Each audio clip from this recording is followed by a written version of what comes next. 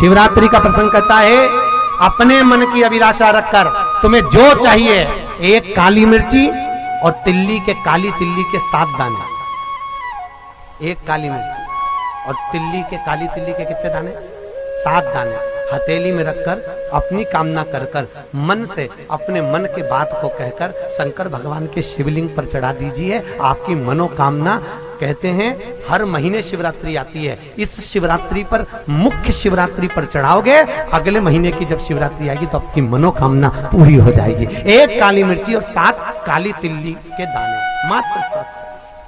महाराज, जिसके घर में क्लेश रहता हो, बहुत ज्यादा लड़ाई झगड़े हो रहे हैं, सास बहू के झगड़े, ना बहू कुछ सुनने को तैयार ना सास सुनने को तैयार, और घर में बेचारे पुरुषों की आफत, यहाँ भाई भाई झगड़ रहे हो, सास बहुएं झगड़ रही हो, कुछ मत करिए। गेहूं की बाली को तोड़ो। गेहूं की बाली जानते ना, जिसमें आप लोग तो गेहूं की बाली को तोड़ना है, और बाली 7 बाली तोड़कर अपने घर में घुमाकर अपने घर का नाम और गोत्र बोलकर उसको शंकर को समर्पित कर दीजिए। जिंदगी में कभी सास बहू का झगड़ा नहीं होगा महाराज। शिवरात्रि के दिन उसको समर्पित करिए, आपके घर में कभी क्लेश नहीं बच सकता। और शिवरात्रि के दिन रात्रि को 12 बजे शंकर भगवान पर एक धतूरा चढ़ा दो। क्या चढ़ाना है? जम के बोलिए जरा। धतूरा। ये शंकर भगवान को धतूरा चढ़ा दो। 12 बजे रात्रि को शिव जी पे धतूरा चढ़ाओ। आधे घंटे तक धतूरा चढ़े रहने दो और आप श्री शिवाय नमस्तुभ्यम का जाप करो। जिस शंकर जी पे धतूरा चढ़ाए उस मंदिर के बाहर बैठकर कौन सा मंत्र जपना है? श्री शिवाय नमस्तुभ्यम। फिर से बोलो, श्री शिवाय नमस्तुभ्यम। धतूरा चढ़ाकर श्री शिवाय नमस्तुभ्यम का स्मरण करिए। और जो दुकान नहीं चलती हो, घर में लक्ष्मी नहीं टिकती हो, खेत में फसल अच्छी नहीं आती हो, संपदा नहीं आ रही हो, बस उस धतूरे को लाल वस्त्र में बांधकर अपनी दुकान में, अपने व्यापार में, अपने घर में रात को 12:30 बजे उठाकर लाओ और 4 बजे के पहले उसको अपनी दुकान, व्यापार, व्यवसाय में उसको बांध दीजिए। और अगर जो जमीन फसल सही नहीं दे रही हो, उस जमीन में ले जाकर गाड़ दीजिए। आपको जीवन में कभी तकलीफ नहीं भोगना पड़ेगी, लक्ष्मी बढ़ती चली जाएगी महाराज, संपदा बढ़ेगी। जो व्यक्ति ज्यादा बीमार रहता हो, बहुत बीमारी उसको घेरे रहती हो, परेशान रह रहा हो, बीमारी बनी हुई है, तो बोर चढ़ाइए। बेर, क्या बोलते हैं यहाँ पर? बेर की बोर, वो खाने वाला बेर जो होता है, उस बेर को 7 बेर ले लो और 7 बेर को लेकर अपने ऊपर से घुमाकर शिवरात्रि की दोपहर के 12 बजे शंकर भगवान के शिवलिंग पर ले जाकर उस बेर को चढ़ा दीजिए। आपका रोग, आपकी बीमारी मात्र 3 महीने के अंदर समाप्त हो जाए। शिवरात्रि के दिन बेर चढ़ाने का बड़ा महत्व है। और शिवरात्रि पर चढ़ा हुआ वो बेर उठाकर ले आइए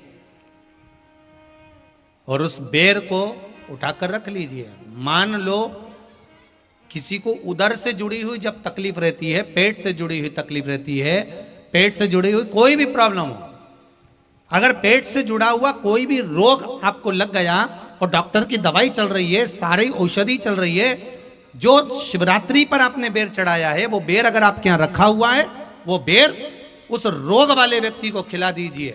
आधे घंटे के अंदर पेट का दर्द, पेट की तकलीफ, पेट का कैसा भी रोग होगा, एकदम आराम लग जाएगा। उस बेर में इतना प्रबलता आ जाती है शंकर को, जो शिवरात्रि के दिन बेर चढ़ाया जाता है। वो केवल शिवरात्रि के दिन करने का होता है। कहते हैं जिसका व्यापार ना चले, व्यवसाय ना चल रहा हो, बहुत ज्यादा कष्ट में जीवन निकल रहा हो और बहुत ही ज्यादा तकलीफ हो रही हो, तो धतूरे को हल्दी में डुबोकर शंकर भगवान को शिवरात्रि के दिन रात को 12 बजे समर्पित करें। उस धतूरे को वापस उठा लाएं 5-10 मिनट के बाद, श्री शिवाय नमस्तुभ्यम बोलकर लाल कपड़े में उसको बांधकर व्यापार वाली जगह में कहीं पर भी उसको बांध दिया जाए। व्यापार पीछे नहीं हटता, व्यापार अग्रण्य भाव में बढ़ता चले जाता है। महाराज, उस धतूरे को केवल परंतु शिवरात्रि के दिन रात को 12 बजे ही किया जाए। हल्दी में डुबोना पड़ता है।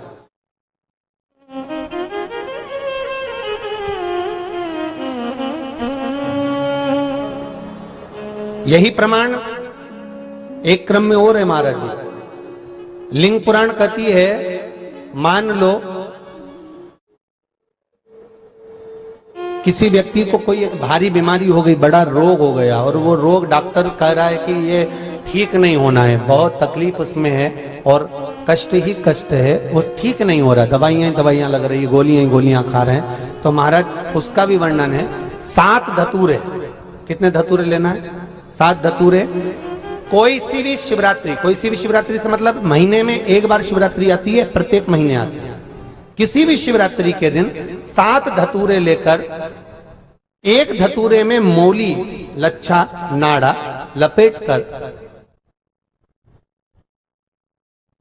चंद्रमौली भगवान का स्मरण कर उस मौली को लपेटकर, 6 धतूरे में हल्दी लगाकर, शंकर भगवान की जो जलाधारी है, जलाधारी में आपको पहले भी वर्णन किया है,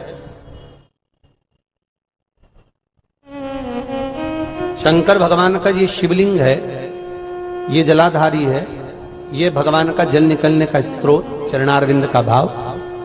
शिवलिंग जहां रखा हुआ है, ये पार्वती जी का हस्त कमल है, जो ये गोल भाग है, ये पार्वती का हस्त कमल है, जहां शिवलिंग रखा है। जहां से जल नीचे गिरता है, उसके सीधे भाग में श्री गणेश जी महाराज का स्थान है, उसके उल्टे भाग में श्री कार्तिकेय जी का स्थान है।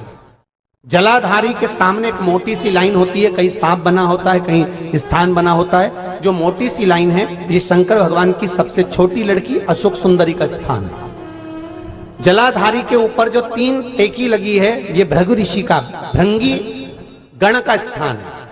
इसके ऊपर जो कलश है, कलश में जो पानी भरा जाता है, वो पानी जो बूंद बूंद नीचे गिरता है, ये शंकर भगवान की 5 लड़कियों का स्थान है। जया, विषहरा, सामरीबारी, धोतली और देव, ये 5 लड़कियों का स्थान है। शंकर भगवान का संपूर्ण परिवार शिवलिंग के सामने से, जहां से जल चालू होता है गिरने के लिए, नीचे की ओर जब जल जाता है, उस स्थान पर भगवान शंकर के सारे गणों का स्थान है। फिर जब जल बहकर सामने की ओर जाता है, जितनी दूर तक जल जाता है, उतनी दूर तक भगवान शंकर के उस जल भाग को ग्रहण करने के लिए 33 कोटि देवताओं का स्थान है। इसलिए उस जल को हम लांघते नहीं है, क्योंकि वहां 33 कोटि देवता विराजमान रहते हैं महाराज। तो जो बीमारी डॉक्टर ने बता दी और बहुत बड़ा रोग हो गया और शरीर में कष्ट है, ठीक नहीं हो रहा, चाहे लीवर से जुड़ा हो, चाहे किडनी से जुड़ा हो, चाहे कैंसर से जुड़ा हो, और मान लो शरीर में कहीं गांठ भी हो गई है और वो मिटी नहीं रही हो, तो महाराज निवेदन है 7 धतूरे, एक धतूरे पर मौली लपेटकर वो शंकर जी के शिवलिंग के ऊपर चढ़ाना। 6 धतूरे, उसमें से एक धतूरा भगवान श्री गणेश जी का स्थान, दूसरा धतूरा श्री कार्तिकेय जी का स्थान, तीसरा धतूरा अशोक सुंदरी का स्थान।